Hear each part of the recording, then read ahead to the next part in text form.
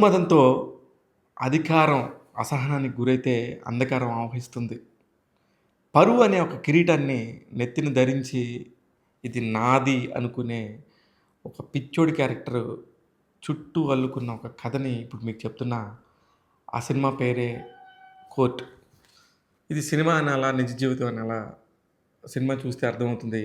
సినిమాకి సంబంధించిన కథనైతే మాత్రం నేను ఎక్కడ ఏం చెప్పను. అసలుకి మన చదువులు ఏం చెబుతున్నాయి? చదువు వచ్చినా రాకపోయినా మాత్రం చట్టం గురించి తెలియాలి. అక్కడెక్కడో కోర్టు, అక్కడెక్కడో 354A, 354B, 354C, 354D అలాగనే ఫోక్సో అనే ఒక సెక్షన్ ఉంది అంటే ఏదో కోర్టుకి సంబంధించిన విషయం, పోలీసులకు సంబంధించిన విషయం మనకు సంబంధం లేదులే అనుకుంటాం. కానీ అది ఎప్పుడు వర్తిస్తుంది, ఎప్పుడు సరిగ్గా దాన్ని అమలు చేస్తారనేది మన చదువులో కూడా ఉండాలని చెప్పేసి, చదువుల్లో మీరు టాపర్గా అయినా అవ్వకపోయినా ఇట్లాంటి విషయాలు చదువుల్లో యాడ్ చేస్తే సమాజానికి ఎంతో మేలు జరుగుతుందని చెప్పేసి ఒక లాయర్ ఆవేదన వ్యక్తం చేస్తాడు. ఆ లాయరే ప్రియదర్శి.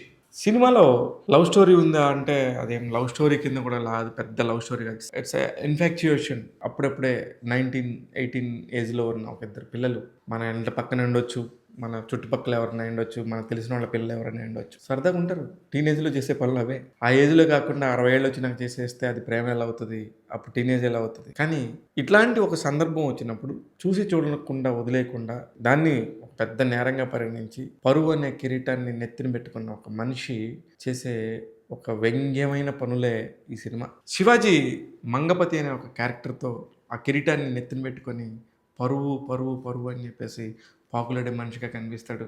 Superb acting. ఇకపోతే సాయి కుమార్ గారి క్యారెక్టర్ నాకు చాలా నచ్చింది. ఎస్పెషల్లీ నిజంగా ఒక ఈగోయిస్టా ఇతను, తన జూనియర్స్ని తక్కువగా చూసే ఒక సీనియర్ లాయరా అనిపించే కోణంలో ఫస్ట్ ఆఫ్ అంతా కనబడతారు. చివరిలో క్లైమాక్స్ దగ్గరికి వచ్చేసరికి ఒక బ్యూటిఫుల్ ఎమోషన్ ఉంటుంది. అది ఖచ్చితంగా థియేటర్లో ఎంజాయ్ చేస్తారు. ప్రియదర్శి అప్పటిదాకా చాలా సాధారణంగా మామూలుగా ఉన్న ఒక సినిమాలో ఒక లాయర్ ఎలా ప్రవర్తించాలనే దాన్ని అత్యద్భుతంగా అనిపించింది ప్రియదర్శి క్యారెక్టర్. అందులో ముఖ్యంగా యువతి యువకుల్లాగా నటించిన ఇద్దరు పేరు రోషన్ అండ్ శ్రీదేవి.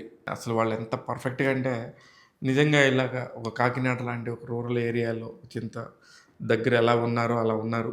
పర్ఫెక్ట్గా కుదిరారు ఈ సినిమాకి. కోర్టు డ్రామా దీనికి సంబంధించి మాట్లాడితే నేను ఎవరికైనా క్రెడిట్ ఇవ్వాలంటే ఈ నటీనటులతో పాటు ఓన్లీ 1 పర్సన్, ఓన్లీ డైరెక్టర్. ఈ డైరెక్టర్కే 100కి 100% మార్కులు. ఎందుకంటే ఒక కొత్త సినిమా, ఒక ఫ్రెష్ డైరెక్టర్ వచ్చి చేస్తున్నప్పుడు ఎంత ఫ్రెష్ ఫీల్ ఉందో ఆ ఫ్రెష్ ఫీల్ ఉంది. డైరెక్టరు రాసిన డైలాగ్స్, ఆ కథకు సంబంధించిన డైలాగ్స్, కథ ఏమీ లేదు ఇందులో. ఇది అసలు ఎవరిని అడిగినా ఇది కథ కింద లెక్క కూడా కాదు. ఒక ఇన్సిడెంట్ బేస్డ్ సబ్జెక్ట్ని, కథనాన్ని ఎంత బ్యూటిఫుల్గా జోడించాడంటే ఆ డైలాగ్స్ అనే సినిమా అంత రక్తి కట్టింది. So perfect emotion. First half అంతా చాలా సాదాసీదాగా చాలా నార్మల్గా వెళ్తూ ఉంటుంది. సెకండ్ హాఫ్ మొత్తం కనెక్షన్ ఒకదాన్ని తీసుకొచ్చినప్పుడు it's a beautiful emotion and connection. ప్రతి ఒక్కళ్ళు కూడా క్లాప్స్ కొట్టాల్సిందే, అంత పర్ఫెక్ట్గా కుదిరింది. అందుకే నాని మాట్లాడుతూ తన హిట్ సినిమా 3ని బెట్ చేశాడు. నిజంగా నాని ఆ బెట్లో గెలిచాడు. మిగతా టీం అంతా కూడా ఎక్స్ట్రాడినరీ వర్క్ చేశారు. విజయబుల్ కానీ తన మ్యూజిక్తో, అలాగే కెమెరామెన్ దినేష్ పురుషోత్తం అనే అతను చాలా పర్ఫెక్ట్గా కుదిరారు. అన్నీ కూడా కుదిరినాయి. క్రాఫ్ట్లన్నీ కూడా ఒక సక్సెస్ఫుల్ సినిమాకి ఏం కావాలో అన్నీ కూడా కోర్టు సినిమాలో పుష్కలంగా ఉన్నాయి. ఇకపోతే ఈ సినిమాలో నెగిటివ్స్ ఏంటి? అన్ని పాజిటివ్తో మాట్లాడుతున్నాం. నెగిటివ్స్ అంటే ఫస్ట్ హాఫ్లో చాలా దీనంగా ఒక వ్యక్తి వస్తాడు, ఒక వ్యక్తిని కాపాడాలని. అతను ఏమవుతాడంటే అతనికి తెలిసిన వ్యక్తి అవుతాడు. ఒక తెలిసిన వ్యక్తికి సంబంధించి ఇంకో వ్యక్తిని కాపాడాలనుకున్నప్పుడు ఒక చిన్న కనెక్షన్, ఒక బలమైన కనెక్షన్ ఎక్కడ ఉండాలి. భానుప్రకాష్ రోషన్ని కాపాడాలనుకుంటున్నాడు. ఎందుకు కాపాడాలనుకుంటున్నాడు అన్న కరెక్ట్ రిలేషన్ తెలియదు. ఇకపోతే శివాజీ ఆ ఇంటికి పెద్ద దిక్కులో ఉన్నాడు. ఆ ఇంటికి పెద్ద దిక్కు ఎలా అయ్యాడు, ఎందుకు అయ్యాడు అనేది ఒక కరెక్ట్ కంక్లూజన్ ఏం లేదు. అతను ఈగోయిస్టు, అతను పరువు కోసం తప్పతరేపడుతున్నాడు అనేది అందరికీ అర్థమైంది. కానీ ఒక పర్ఫెక్ట్ కనెక్షన్, ఆ ఫ్యామిలీకి ఎందుకు ఇంత ఎమోషనల్ బాండింగ్ అనేది, ఎందుకు అతను చూసి భయపడుతున్నారు అనే సంగతి ఎక్కడ కరెక్ట్గా ఇంకొద్దిగా బాగా చెప్తే బాగుండేది. ఒక సీన్లో కానీ ఒక డైలాగ్లో కానీ ఎక్కడైనా చెప్తే బాగుండేదేమో అనిపించింది. ఇకపోతే రోషన్ తండ్రి క్యారెక్టర్లో నటించిన రాజశేఖర్ చాలా బాగా చేశారు. కానీ ఎందుకు అతనికి ఫ్యామిలీ అందరూ ఒకవైపు ఉన్నారు, అతను ఎందుకు వైపు ఉన్నారు అనేది పెద్దగా ఎక్కడ చెప్పలేదు. ఇలాంటి చిన్న లోపాలే. కానీ ఈ పర్టికులర్ డ్రామాకి కావాల్సిన అలాంటివి కాదు.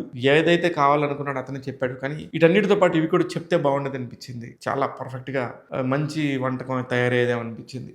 కోర్టు సినిమాకి సంబంధించి ట్యాగ్ తెలుగు ఇస్తున్న రేటింగ్ 3.75/5. నేను శివ మల్లాల.